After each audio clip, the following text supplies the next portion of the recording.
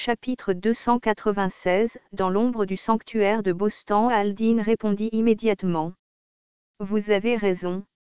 Aldine regarda Biefnen et les 20 anciens dieux sous le commandement de Biefnen.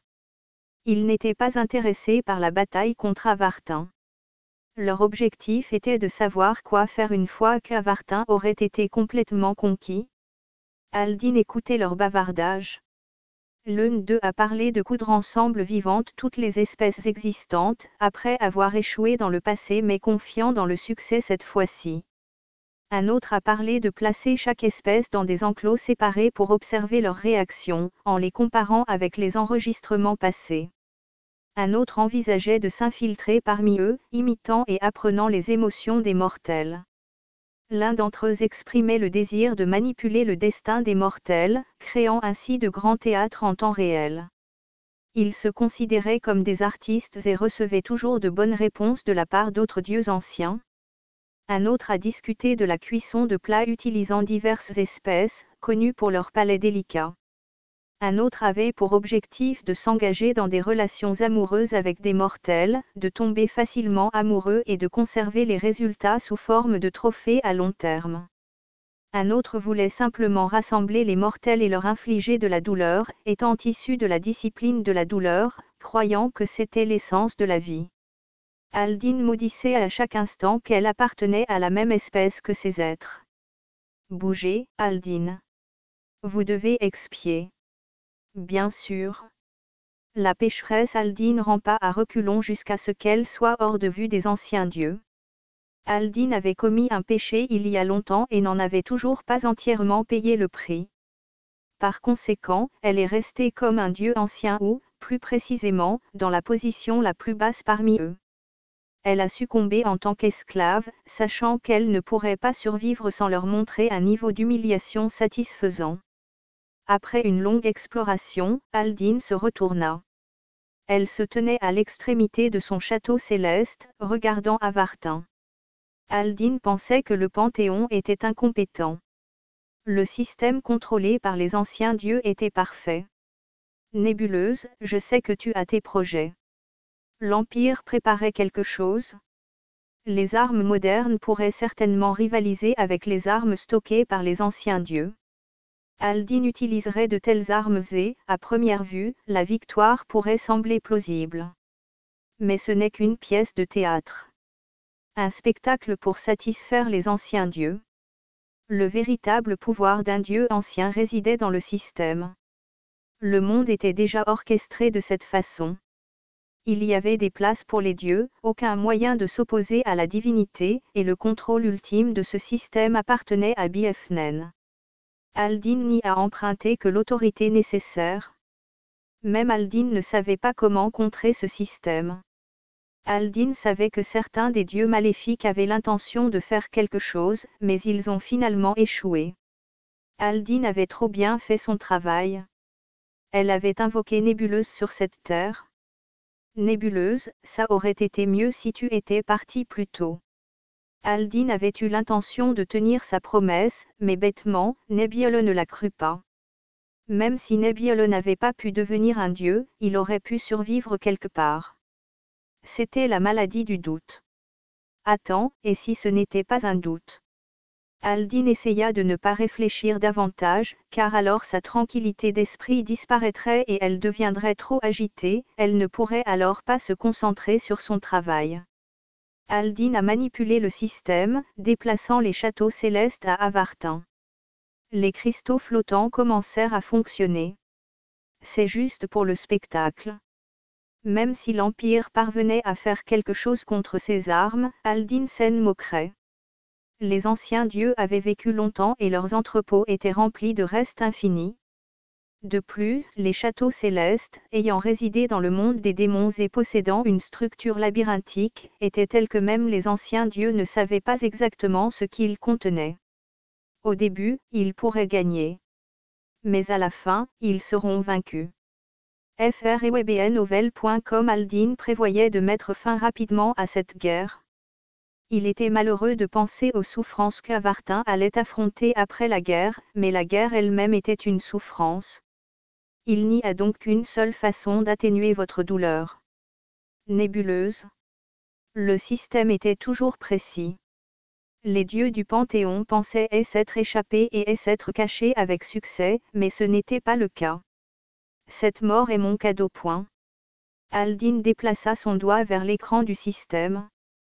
Astérisque astérisque astérisque au sanctuaire de Bostan, la force principale de l'armée révolutionnaire de Bostan avait installé des tentes autour du sanctuaire et gardait la zone. À l'intérieur de la tente de commandement, Olaf Doran, les mains jointes derrière le dos, faisait les 100 pas anxieusement jusqu'à ce qu'il voie l'infirmier Sylph, Orin, entrer. Que fait-il? Olaf n'a jamais eu l'intention de rester dans le sanctuaire. La meilleure option était de conduire Sangmoin dans l'armée impériale. Il pourrait y avoir un conflit, mais ce serait supportable. En fait, s'il parvenait à le guider avec succès, cela pourrait même améliorer l'image de l'armée révolutionnaire. Olaf savait que les révolutions ne se limitaient pas aux armes et aux épées.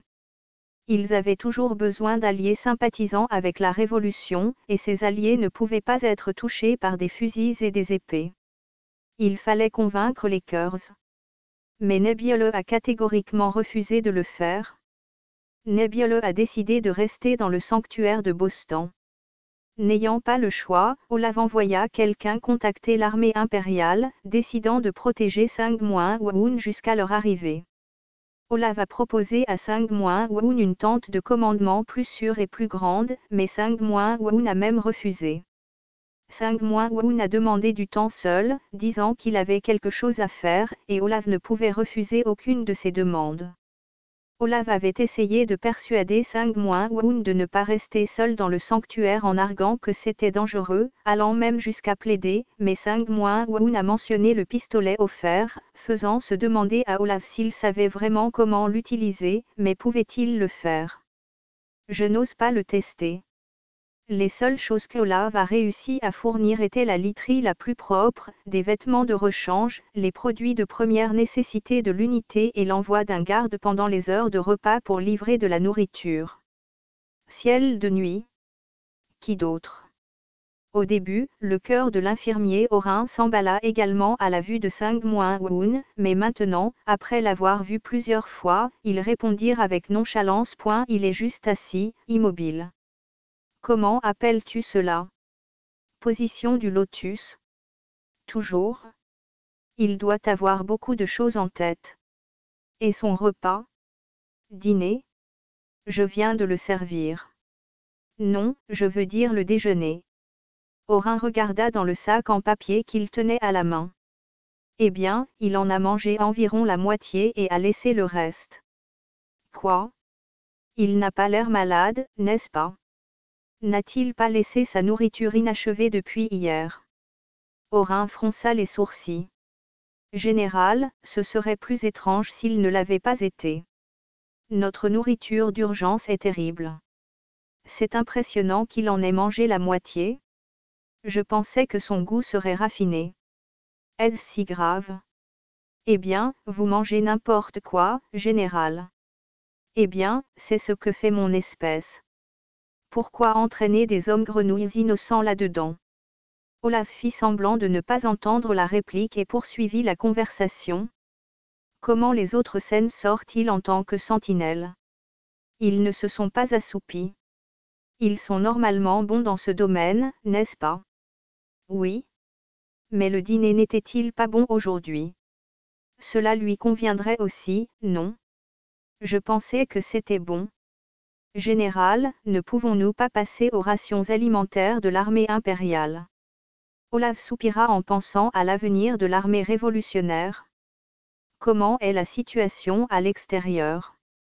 C'est vous qui avez été collé à la radio toute la journée, général. C'était vrai. Olaf écoutait les informations diffusées sur la radio publique d'Orazan. Le monde tournait sens dessus dessous. Même si l'âne ne sait pas comment, l'avenir de l'armée révolutionnaire n'est plus aussi prioritaire. Je me sens faible. Mais je dois rester vigilant dans un moment comme celui-ci. Olaf caressait habituellement leur fusil pliable, puis remarqua que leur infirmier faisait quelque chose dans un coin. Que fais-tu? Emballage. Emballage quoi? Les restes du repas de Night Sky.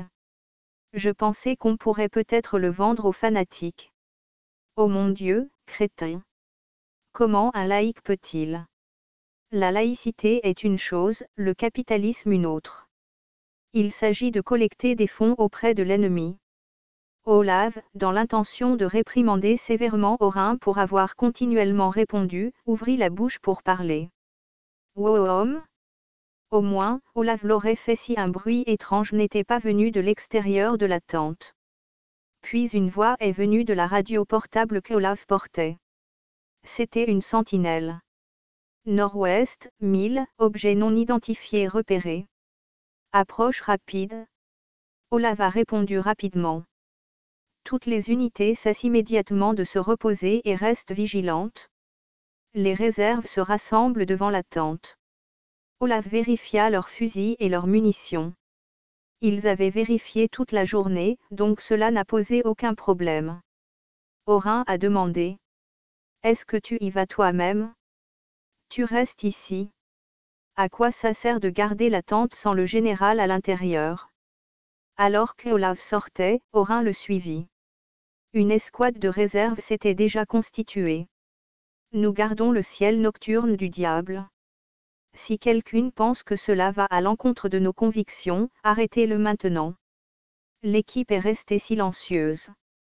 Dans l'armée révolutionnaire de Boston, si quelqu'un avait des objections, il parlait dans les 2 secondes, ce qui signifiait que personne n'avait l'intention de démissionner.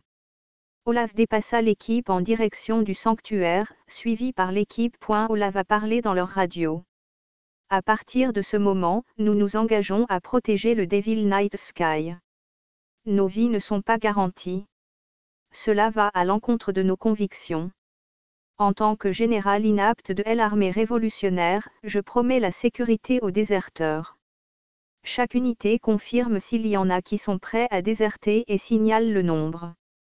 À chaque pas vers le sanctuaire, Olav ressentait un poids immense. Des voix ont commencé à sortir de la radio. Rapport de la première équipe, 0 déserteur. Rapport de la deuxième équipe, pas de déserteur. Rapport de la troisième équipe, 0 déserteur. Rapport de la quatrième escouade, 0 déserteur. Commandant de compagnie du quartier général parlant. Nous avons entendu le discours du président Sarchaud. Général, nous n'avons pas abandonné nos convictions. Nous pensons que ce combat est aussi une révolution. Olav ferma fermement les lèvres avant de dire. Salut, commandant de compagnie du quartier général. Arrêtez les discours sentimentaux et rapportez vos chiffres. 0 déserteur. Bien. Pas de déserteur dans l'unité, c'est compris. Faites comme nous l'avons fait lors de combats réels. N'ayez pas peur. Le chef de la deuxième escouade a dit. Honnêtement, nous n'avons pas aussi peur que l'armée impériale. Il est temps qu'ils goûtent à leur propre médecine. Des rires résonnaient parmi les soldats qui montaient la garde sous le sanctuaire. Olav ne put s'empêcher de sourire. Les membres survivants de l'armée révolutionnaire étaient aussi forts que l'armée impériale, peut-être plus forts à certains égards. Ils n'avaient pas l'intention de mourir et d'aller dans la prairie des Commencements. Aussi calculateurs qu'ils fussent, leur volonté d'accepter la mort comme la mort était extraordinaire.